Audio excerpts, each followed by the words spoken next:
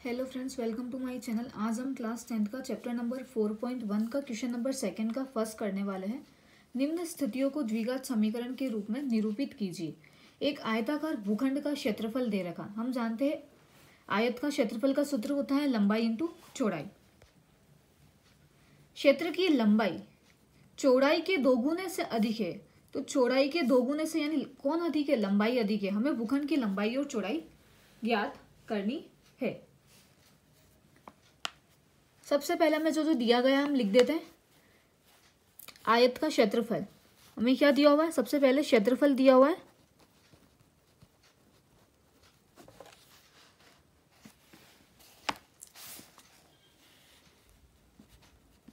528 metre square.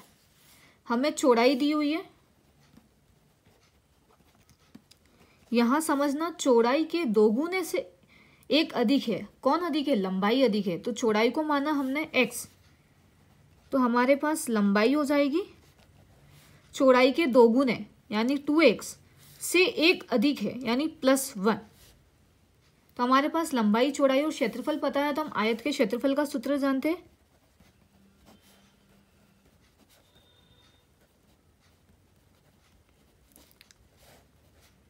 लंबाई into चौड़ाई होता है।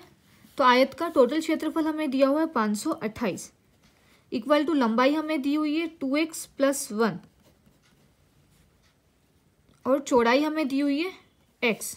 तो यहाँ पर सबसे पहले ब्रैकेट को ओपन करने पर x का मल्टीप्लाई 2x के साथ करने पर तो 2x², x का मल्टीप्लाई 1 के साथ करने पर तो x। ये प्लस का 528 बराबर के उधर गया तो माइनस में हो जाएगा 2x² + x माइनस का 528 बराबर 0। हमें यही चेक करना था कि यह एक द्विघात समीकरण है या नहीं है। तो अतः यह एक द्विघात समीकरण के रूप में है। इसके बाद हमें यहाँ पर क्वेश्चन में पूछा है कि हमें भूखंड की लंबाई और चौड़ाई ज्ञात करनी है।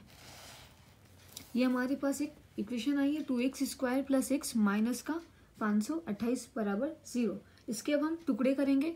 तो सबसे पहले यह द्विघात समीकरण के रूप में है, तो हम इसे लिख सकते हैं ax² + bx + c = 0। सबसे पहले टुकड़े करने के लिए हम लोग a × c करेंगे। तो यहाँ से a का मान हमारे पास 2 है और c का मान यहाँ से माइनस का 528 है। इन दोनों को मल्टीप्लाई करने पर हमारे पास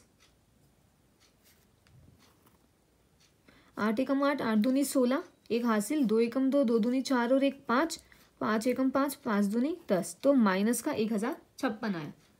अब हम इसके अभाज्य गुणनखंड करेंगे। अभाज्य गुणनखंड करने के बाद हमारे पास प्लस में x बचना चाहिए। तो ऐसी कोई वैल्यू बनाएंगे जिसमें प्लस का x बने। तो 1056 के अभाज्य गुणनखंड करने पर हमारे पास आएगा 33 और 32। तो प्लस का 33 और माइनस का 32, क्योंकि 33 में से 32 गया, एक बचेगा तो 1x ही चाहिए और प्लस का चाहिए तो प्लस का 33। तो हमारे पास टुकड़े हो गए इसके 2x² प्लस का 33x माइनस का 32x माइनस का 528 बराबर 0। स्टार्टिंग दोनों वैल्यू और पीछे की दोनों वैल्यू से हम लोग कॉमन निकालेंगे। तो यहाँ से हमारे पास कॉमन आ रहा है x, तो अंदर बचा 2, यहाँ से पावर 2 एक x बाहर लिया तो अंदर एक x बचेगा +33, क्योंकि x एक बाहर आ गया। यहाँ से हम लोग कॉमन निकालते हैं तो माइनस का 32, तो अंदर बचता है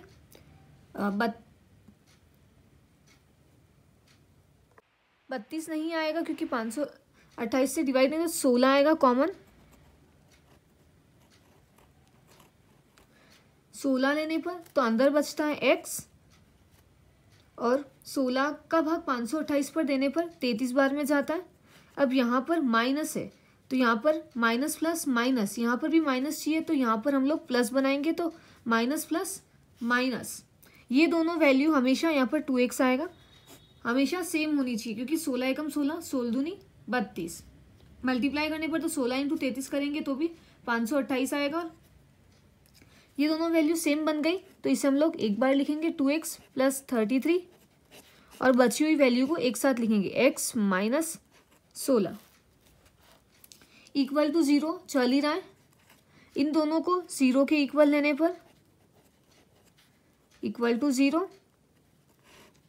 x minus 16 equal to 0 2x plus का 33 बराबर के उधर गया तो माइनस का 33 और 2 मल्टीप्लाई में है तो डिवाइड में जाएगा तो माइनस का 33/2 प्लस का 16 बराबर के उधर गया तो माइनस का 16 बराबर के उधर गया तो प्लस का 16। तो x के हमारे पास दो मान आए। हमें यहाँ पर हमने माना था लंबाई और चौड़ाई को, तो यहाँ पर हमने चौड़ाई को माना था x और लंबाई को माना था 2x प्लस 1। तो यहाँ पर हमें पॉजिटिव वैल्यू लेने पर x का मान 16 जो आया वहाँ पर रखने पर तो चौड़ाई हमारे पास आ गई 16 और लंबाई निकालने पर तो x की जगह 16 रखने पर तो 16 प्लस 1 तो 16 एकम 16 16 दूनी 32 प्लस 1 बराबर 33। तो हमारे पास लंबाई और चौड़ाई ज्ञात हो गई।